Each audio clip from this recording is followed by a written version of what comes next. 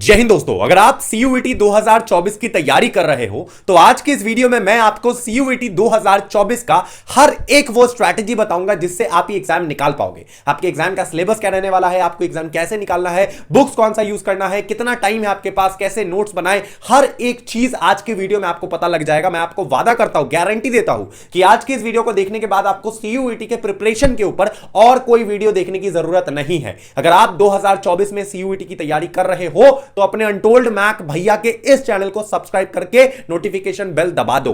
पिछले साल या उससे भी पहले तुम्हारे भैया के इस चैनल से हजारों बच्चों का सिलेक्शन सीयूईटी के थ्रू भारत के बड़े बड़े यूनिवर्सिटी में हुआ है, चाहे वो दिल्ली विश्वविद्यालय हो, जेएनयू हो, बीएचयू हो, इलाहाबाद यूनिवर्सिटी हो, तो तुम्हारा भी होगा। घबराना नहीं है, तुम्हारा भारत के टॉप कॉलेज में एडमिशन होगा, इसका मैं तुमसे वादा करता हूं। थोड़ा सब्र रखो, ठीक है। सुनो मेरी बात, देखो अभी सबसे पहले अगर आप सीयूईटी, ठीक है, मैं यहां पे लिख देता हूं फटाफट से, सीयूईटी 2024 की अगर आप तैयारी कर रहे हो तो सबसे पहले आपको कौन कौन सी चीजें ध्यान में देनी है, ठीक है। तो सबसे पहला जो चीज है कि आपका ये एग्जाम कब होने वाला है। तो जब हम बात करते हैं डेट की, तो यहां पर जो डेट हमारे सामने निकल के आती है ये है आपका 15th ऑफ मई से लेके, ठीक है, मैं यहां पे लिख रहा हूं 15th ऑफ मई से लेकर 31st ऑफ मई तक। मतलब आपके पास अभी से भी अगर आप तैयारी करते हो, दिसंबर में मैं ये वीडियो बना रहा हूं, तो 4 महीना तो कहीं नहीं गया। 4 महीना आपके पास आराम से है। हालांकि मैं इसको 4 महीना फुल कंसीडर करूंगा क्योंकि 5वें महीने में आपका एग्जाम होने वाला है मई में, तो एग्जैक्ट आपके पास 4 महीना है, मतलब 120 दिन अभी से भी अगर हम चले मानकर, ठीक है। तो क्या 120 दिन इस एग्जाम को निकालने के लिए इनफ है? क्या ये इनफ है? इतना बता दीजिए। बिल्कुल इनफ है, 110% मैं आपको कह रहा हूं। दिसंबर का महीना अभी भी चल रहा है, अगर दिसंबर भी नहीं, तुम जनवरी 2024 से भी एग्जाम की तैयारी शुरू करते हो ना, सीयूईटी 2024 तुम भारत का टॉप कॉलेज में एडमिशन लेकर मानो।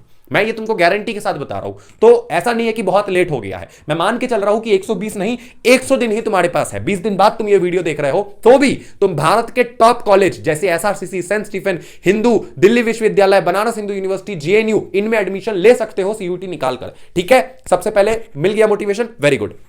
अब सुनो, सेकंड जो चीज हमें यहां पर देखना है कि इसका सिलेबस क्या रहने वाला है, ठीक है। सीयूईटी 2024 का एग्जाम पैटर्न क्या होगा, तो आपको ध्यान देना है कि इस एग्जाम में आपका एक क्या आएगा, आपका एक होगा लैंग्वेज, ठीक है, एक होगा आपका डोमेन, ठीक है, एक होगा आपका जीटी, ठीक है, जनरल टेस्ट, ठीक है, एक होगा आपका जनरल टेस्ट, एक लैंग्वेज होगा, एक डोमेन होगा और एक जीटी होगा, ठीक है।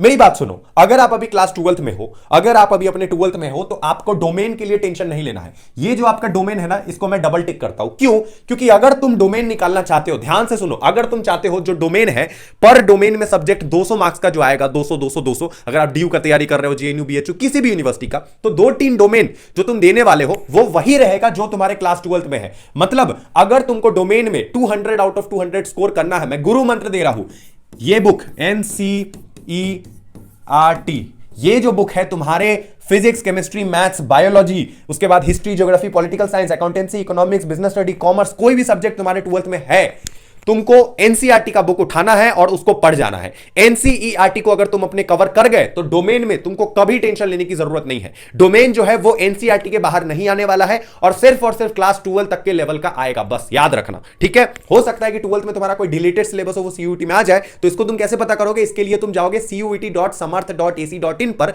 और वहां पर ऊपर सिलेबस का ऑप्शन होगा, उस पर क्लिक करोगे एंड तुम सब्जेक्ट वाइज चेक कर सकते हो किस पर्टिकुलर सब्जेक्ट में, मतलब हिंदी या फिर हिस्ट्री, पॉलिटिकल साइंस, जियोग्राफी, किसमें कौन सा पेपर आने वाला है, क्या क्या चैप्टर आने वाला है, ठीक है। तो तुमको सिर्फ और सिर्फ एनसीईआरटी पे फोकस करना है, ठीक है, तुम्हारा निकल जाएगा, ओके। एक्स्ट्रा मेहनत उसमें कुछ नहीं करना है। उसके बाद जो तुम्हारा लैंग्वेज है, ठीक है, अब याद रखो जितने भी बच्चे लैंग्वेज टेस्ट देने वाले हैं, चाहे हिंदी, चाहे इंग्लिश या मराठी, गुजराती, पंजाबी, बंगाली, कोई भी लैंग्वेज जो है वो तुम्हारा ये वो नहीं है जो तुम्हारे क्लास 12th में है। मान लो तुम इंग्लिश का लैंग्वेज टेस्ट पेपर दे रहे हो सीयूईटी में, तो वो इंग्लिश नहीं होगा जो आप अपने 12th में पढ़ रहे हो, ठीक है। 12th वाला इंग्लिश बिल्कुल नहीं आएगा आपके सीयूईटी में। आपके सीयूईटी में क्या आएगा? आपके सीयूईटी में एप्टीट्यूड पोर्शन आएगा। एप्टीट्यूड मतलब क्या? जो कॉम्पिटिटिव एग्जाम में पूछा जाता है, जैसे कि आपका कॉम्प्रिहेंशन आ जाएगा, जिसको पैसेज वगैरह कहते हैं, एंटोनिम, सिनोनिम, या जो भी तुम्हारे बेसिक ग्रामर हो गए, ये सारी चीजें तुम्हारे सीयूईटी में आएगी। तो तुमको क्या करना है, जो तुम्हारा वोकैबुलरी वाला सेक्शन है, जिसमें ज्यादा से ज्यादा वोकैबुलरी आ जाते हैं, तुम्हारे वर्ड आ जाते हैं, इनको तुमको पढ़ते रहना है। उसके बाद तुमको क्या करना है कि तुमको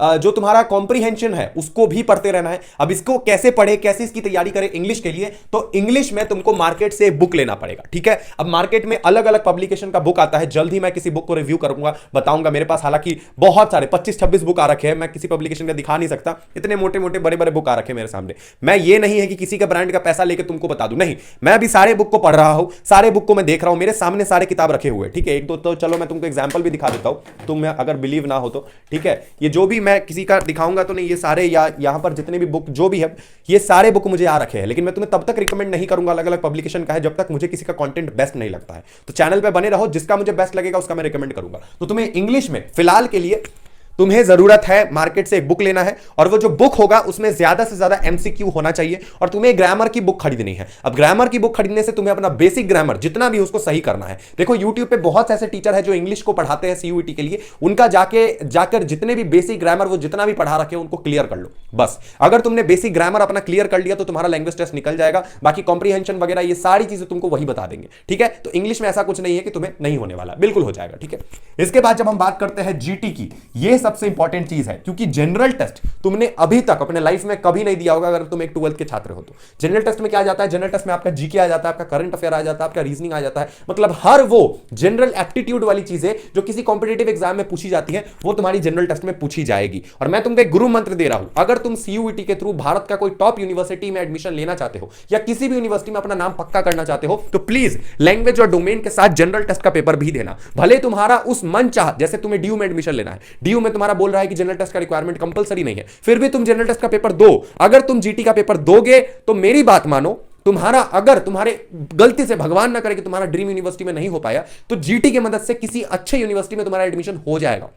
सीयूईटी में बहुत से ऐसे यूनिवर्सिटी है जो सिर्फ जीटी या लैंग्वेज के मार्क्स पर तुमको एडमिशन देते हैं। जैसे कि तुम्हें बीए में एडमिशन लेना है डीयू के अंदर, तो डीयू में बीए ऑनर्स करने के लिए क्या क्राइटेरिया है, एक लैंग्वेज प्लस 3 डोमेन, एक लैंग्वेज प्लस 3 डोमेन। जीटी तो है नहीं, तुम तो जीटी नहीं दोगे। फॉर एग्जांपल अगर तुम्हारा डीयू में नहीं होता है तो तुम क्या करोगे, तुमने तो जीटी नहीं दिया है। और अगर तुम इस केस में लैंग्वेज भी, डोमेन भी और जीटी भी दे देते हो ऐसे ही, तो अगर तुम्हारा डीयू में नहीं होता है तो तुम इंग्लिश मतलब लैंग्वेज और जनरल टेस्ट की मदद से बीएचयू या फिर जेएनयू जैसे बड़े यूनिवर्सिटी में एडमिशन ले सकते हो। इवन जामिया में भी एडमिशन ले सकते हो, इलाहाबाद यूनिवर्सिटी में भी एडमिशन ले सकते हो। तो जनरल टेस्ट का सबसे बड़ा फायदा यह है कि तुम्हें जनरल टेस्ट को अपने एग्जाम में जरूर देना है, ठीक है। अब जनरल टेस्ट की तैयारी कैसे करें, इसके लिए तुम्हें क्या करना पड़ेगा, इसके लिए पेपर पढ़ना बहुत जरूरी है। देखो पेपर जब तुम पढ़ोगे तो तुम्हारा करंट अफेयर क्लियर हो जाएगा, तुम्हारा इंग्लिश मतलब तुम्हारा करंट अफेयर भी क्लियर होगा जीके के लिए, और तुम्हारी वोकैबुलरी भी अच्छी हो जाएगी जो तुम्हारी इंग्लिश में हेल्प करेगी। तो अभी से लेकर के पिछले 8 महीने तक का पेपर पढ़ जाओ, जितना भी आया पिछले 8 महीने तक का, 8 से 10 महीने तक का पेपर पढ़ जाओ। ऑनलाइन पढ़ना ज्यादा ईजी होगा, ठीक है। इसके बाद तुम्हें क्या करना है, इसके बाद तुम्हें ल्यूसेंट की एक बुक आती है, ल्यूसेंट की बुक चाहे तो तुम पढ़ोगे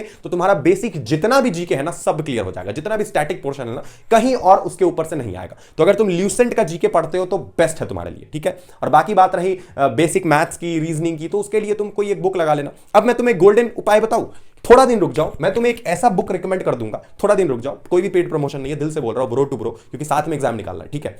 तो थोड़ा दिन रुक जाओ, मैं तुम्हें एक ऐसा बुक रिकमेंड करूंगा जिसमें ये सारी चीजें आ जाएंगी, सारी चीजें कवर हो जाएंगी, तुम्हें एक्स्ट्रा अलग से बुक लेने की जरूरत नहीं है। लैंग्वेज और जनरल टेस्ट के लिए स्पेशल मैं तुम्हें बुक बताऊंगा, क्योंकि डोमेन तो तुम्हारा 12th के एनसीईआरटी से हो जाएगा, लेकिन लैंग्वेज और जनरल टेस्ट के लिए मैं एक बुक तुम्हें रिकमेंड करूंगा। और अगर तुम कहीं से भी कोचिंग पढ़ते हो, जरूरी नहीं है मेरा पढ़ो या किसी का भी पढ़ो भाई, बस इस हिसाब से पढ़ना कि तुम्हारा ये भारत का टॉप यूनिवर्सिटी में तो एडमिशन हो जाए, बाकी तो हम बैठे तुम्हें गाइड करने हैं, ठीक है। वेरी गुड, अब ये तुम्हारा हो गया। अब पता चला अब नोट्स कैसे बनाए, कितना नोट्स बनाए। तो देखो नोट्स बनाने का एक सिंपल सा क्राइटेरिया होता है, तुम्हारा जो एग्जाम होगा वो कंप्यूटर बेस्ड ऑब्जेक्टिव एग्जाम होगा, तुम्हें लंबे चौड़े आंसर नहीं लिखने हैं। तो तुम्हें जो अपना नोट्स बनाना है वो छोटा छोटा नोट्स बनाना है, शॉर्ट नोट्स बनाना है। मतलब तुम्हारा जो नोट्स होगा वो काफी सिंपल होगा, एक एक वर्ड का होगा, ताकि वो तुम्हें जल्दी याद हो सके और तुम चीजें समझ सको। अवॉइड करो कि लंबा लंबा लिखना, अगर तुम्हें कोई लंबा लाइन याद करना है तो कोशिश करो बुक में ही हाईलाइट कर दो, ताकि एग्जाम के 2 दिन पहले जब तुम रिवाइज करने बैठो तो तुम्हें लंबा लंबा चीजें याद करने की जरूरत ना पड़े। ओके, तो ये चीजें है बेसिक। अब मैं एक कॉम्बिनेशन बता रहा हूं, उस कॉम्बिनेशन को दे दो एग्जाम में। पेपर मतलब तुम जब सीयूटी का फॉर्म फिल करोगे तो तुमसे पूछा जाएगा